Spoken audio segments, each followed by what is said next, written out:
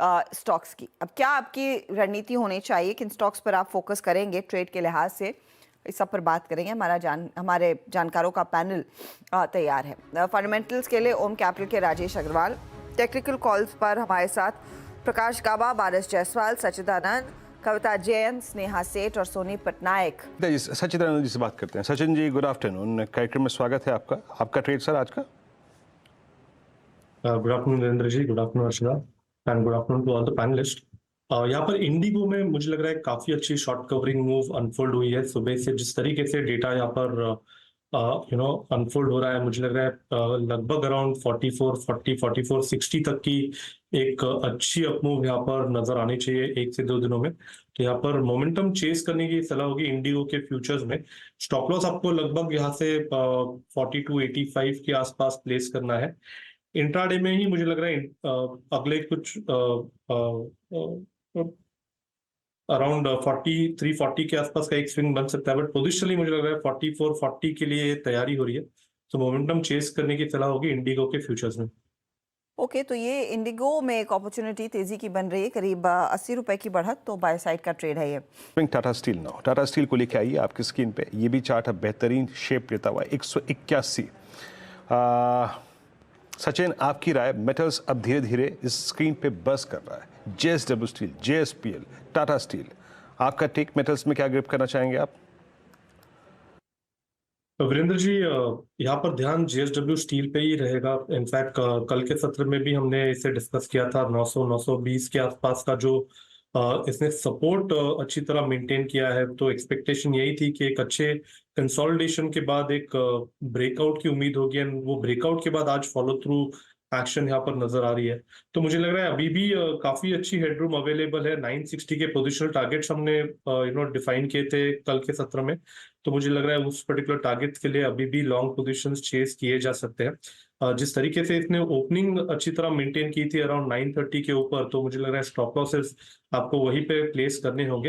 And अभी भी मुझे लग रहा है मोमेंटम चेस करने में कोई हर्ज नहीं है 960-965 के टारगेट के लिए। जी हाँ, जेएसडब्ल्यू स्टील पे अगर आप देखें, हमारे जो मेहमान हैं उनका क्लियर विजन है, स्ट्रॉन्ग यहाँ पर, स्ट्रेंथ यहाँ पर, मेंटेनेंस अच्छा कर रहा है। और अब ना बाय एंड डिप्स मत कीजिएगा। हेंस, और आप निफ्टी बैंक को भी देखिए। Nifty bank 51,423। अब जिस तरीके से बाजार कोलैप्स हो रहा है इसी रेंज में, मेरे ख्याल से थोड़ा सा इंडेक्स से दूर हो जाइए। सचिन, इंडेक्स पे सेंस क्या है आपका? एक सेकंड व्यू लेना चाहता हूँ मैं, आपका ओपिनियन। वीरेंद्र जी, मैं काफी सहमत हूँ आपके ओपिनियन से। मुझे लग रहा है यहाँ पर कहीं जाकर जिस तरीके से एक रेंज बन गई थी 23,600 से लेके 23,400 की, मुझे लग रहा है वो रेंज वेल एस्टैब्लिश्ड है।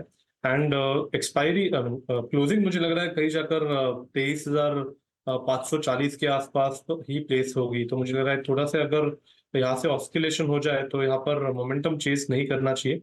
मुझे लग रहा है कहीं जाकर 23,520-540 के आसपास ही आज का दिन समाप्त हो सकता है।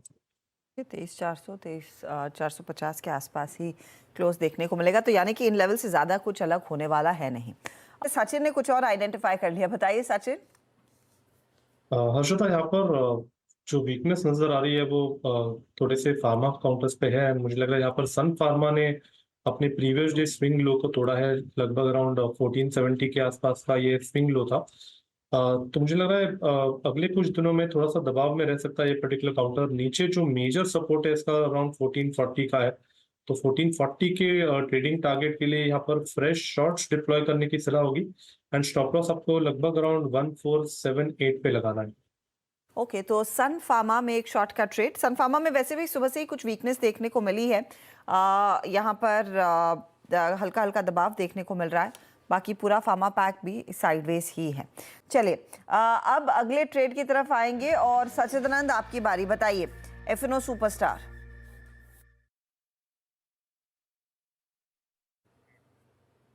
सचिन, आपकी आवाज।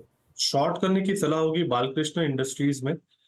डिस्क्लोजर होगा कि हमने हमारे क्लाइंट्स को भी ये रिकमेंडेशन दी है। जिस तरीके से पूरा हफ्ता गया है, यहाँ पर डिस्ट्रीब्यूशन के ही साइंस आए हैं 3300 3350 के जोन में। एंड अपने 5 डे एक्सपोनेंशियल मूविंग एवरेज के नीचे इसने एक अच्छी चाल बना दी है। तो मुझे लग रहा है इमीडिएट बेसिस पे 3200 का सपोर्ट भी मुझे लग रहा है थोड़ा सा वीक होगा एंड एक अच्छी मूव बन सकती है on the lower side till 3170।